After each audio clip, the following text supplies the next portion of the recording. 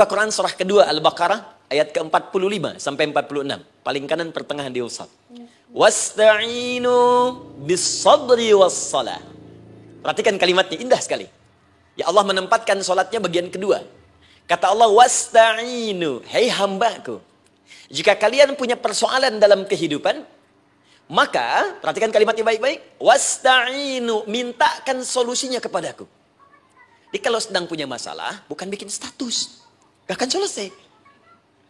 Sedang eksplorasi minyak, gak keluar-keluar, bikin status. Duh, susah sekali yang ngebornya. Gak akan selesai. Jalan macet, bikin status. Jakarta macet, ya. Gak akan selesai.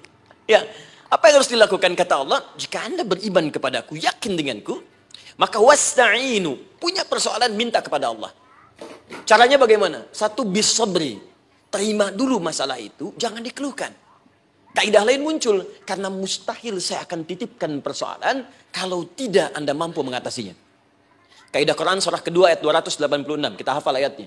La yukallifullahu nafsan illa usaha. Perhatikan kaidahnya.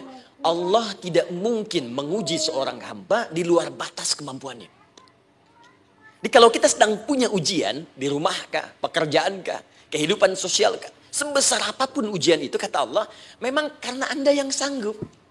Kalau nggak sanggup, nggak akan diuji. Di ujian itu berbanding lurus dengan kemampuan. Mustahil seorang hamba diuji di luar batas kemampuannya. Jadi kalau Anda sekarang pun sedang punya masalah sebesar apapun, kata Allah, memang cuma kamu yang sanggup, yang lain tidak. Maka jangan mengeluh. Jangan Anda katakan, ya Allah, why me? Kenapa saya? Kata Allah, why not? Memang kamu yang mampu. Yang lain tidak. Nah, ketika Anda bisa menerima itu dengan sabar, baru datang kalimat kedua. Wassalah. Kemudian datang tunaikan sholat dan mintakan solusi kepadaku lewat sholat. Ya, sedikit ya. Lihat sini. Saya berikan sedikit uraian Al-Quran. Saya boleh menulis sini? Boleh ya? Ibu, maaf, agak jauh. Ibu kelihatan ini? Oh, belum saya tulis. Bagaimana bisa kelihatan?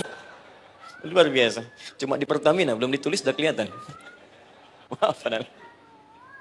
Lihat sini. Wasta'inu. Baik, ya. Saya ingin sedikit sekali. Ini redaksi Quran itu indah sekali diksinya. Wasta'inu. Lihat sini. Kata Allah, jika Anda punya persoalan dalam hidup, maka mintakan solusi. Terima dulu masalahnya dengan sabar, karena kita dipercaya oleh Allah. Gini, cara memahaminya. Allah aja percaya dengan kita. Masa kita nggak percaya dia?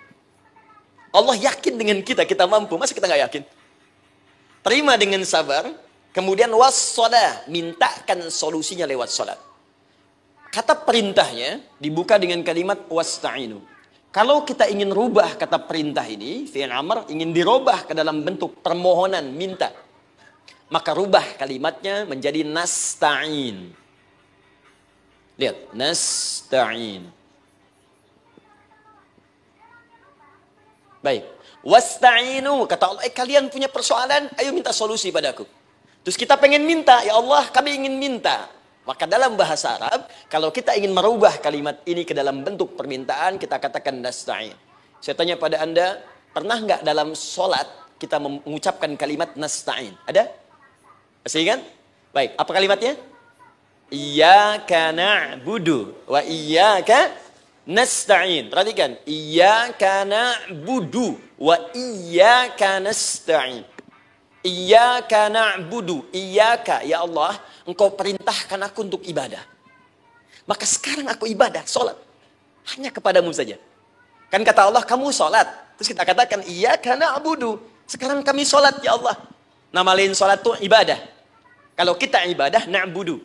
Dari mana tahunnya nama lain sholat ibadah? Quran surah ke-20 ayat ke-14. Fa'budni wa aqimis sholat li dzikri. Ibadah kepadaku, caranya sholat. Maka saat sholat kita katakan, iyyaka na'budu. Ya Allah, Engkau perintahkan aku untuk ibadah. Sekarang aku ibadah. Wa iyyaka nasta'in. Dan sekarang aku sedang punya persoalan, ya Allah. Punya masalah. Aku punya problem. Dan aku yakin hanya Engkau yang pasti akan menyelesaikannya. Ketika Anda mengatakan, iyyaka nasta'in, perhatikan hadis qudsinya. Hadisnya qudsi. Ya.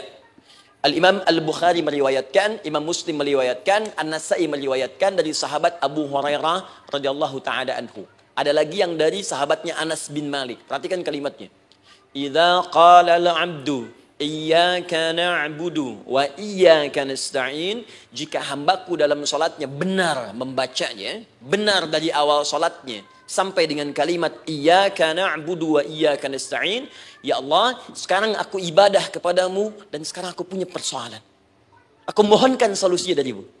Kata Allah, hadza baini wa baina 'abdi. Ini perjanjian antara aku dengan hambaku. Wali 'abdi. Hadisnya qudsi. Wali 'abdi. Kalau hambaku benar salatnya sampai kalimat ini, masalah. Apapun yang dia minta sekarang, aku akan kabulkan. Aku akan kabulkan.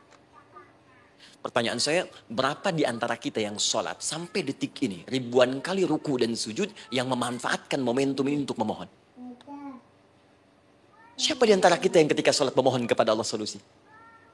Jangan-jangan selama ini sholat itu hanya menjadi formalitas saja. Takbir, ruku, sujud, salam, selesai. Takbir, ruku, sujud, salam, selesai. Padahal Allah sudah menunggu hambaku, kamu itu punya masalah apa? Makanya setiap waktu dibagi 5 supaya hidup kita ringan. Subuh ke zuhur punya masalah, zuhur sholat. Begitu kita mohon, tuntas masalah itu. Zuhur ke asar punya persoalan, asar sholat. Dijawab oleh Allah, tuntas persoalan itu. Karena itu, semua nabi dan rasul, bahkan orang soleh, ketika punya persoalan dalam hidupnya, even itu hanya menulis karya ilmiah, maka mereka akan memulai dengan sholat dan minta kepada Allah Subhanahu wa Ta'ala. Teman-teman kenal Nabi Zakaria? Bagus. Baik, di sana belum tulis, sudah kelihatan. Sini kenal Nabi Zakaria, alhamdulillah. Tapi nggak apa-apa, saya ke Sukabumi Pak, ada yang kenal Fir'aun.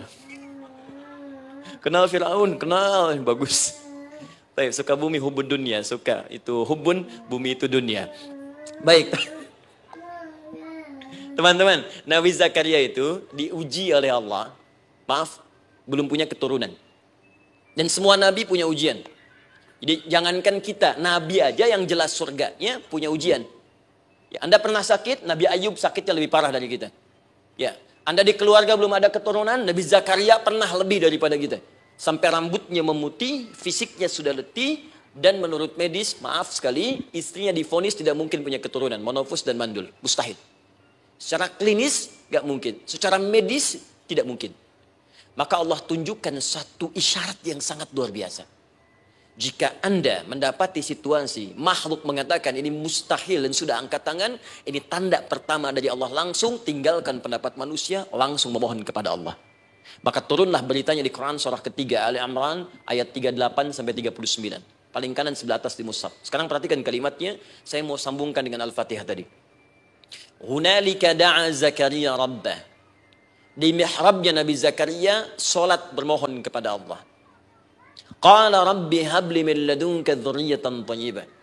Kemudian ia berdoa, Rabbi habli, ya Allah yang maha memberi tanpa batas. Ini adab pertama, kalau teman-teman mau berdoa, sebut nama Allah sesuai dengan hajat kebutuhan kita. Itu yang disebut dengan Al-Asma'ul Husna. Di Asma'ul Husna itu bukan nama-nama indah yang sekedar dihafal, bukan. Tapi nama yang diberikan oleh Allah sesuai dengan kebutuhan hidup kita. Dalilnya Quran surah ke-17 ayat 110. Ya, paling kanan sebelah atas di mushaf, ke pertengahan. Ya, kata Allah, Qulid Allah. Jika Anda punya persoalan, sebut nama Allah. Allah Awir Rahman atau Ar-Rahman.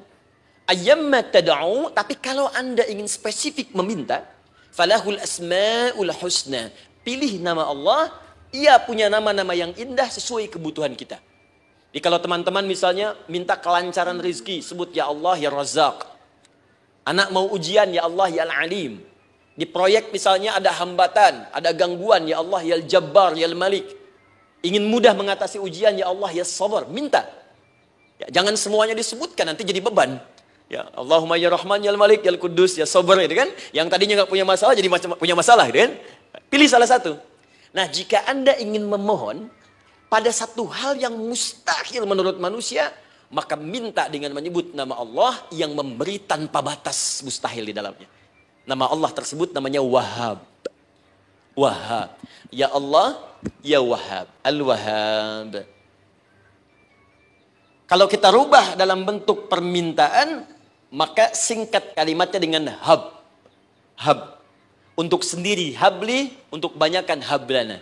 Rabbana hablana min azwajina wa dzurriyyatina qurrata a'yun. Nabi Zakaria minta karena sendiri yang mengalami situasi itu, maka beliau katakan, Rabbi habli, ya Allah, habli min ladunka, ya Allah yang tak punya batas dalam pemberian. Mereka mengatakan aku tak akan punya keturunan. Mereka mengatakan mustahil aku punya anak. Dan aku yakin kau memberi batas tanpa memberikan pemberian tanpa batas. Aku mohon darimu saja. Darimu saja. Dzurriyyatan thayyibah, keturunan-keturunan terbaik. Innaka sami'ud du'a. Engkau pasti mendengar doa saya. Kalau pada yang maha memohon saja, maha mendengar saja tidak mengabulkan, lantas kepada siapa lagi aku mesti minta? Tapi poinnya bukan itu.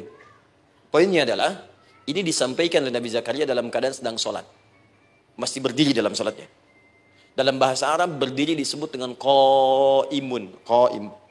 Berdiri. Sedang sholat disebut dengan yusolli. Perhatikan ayat 39-nya. Fanadatul malaikatu wa huwa qaimun yusolli fil mihrab.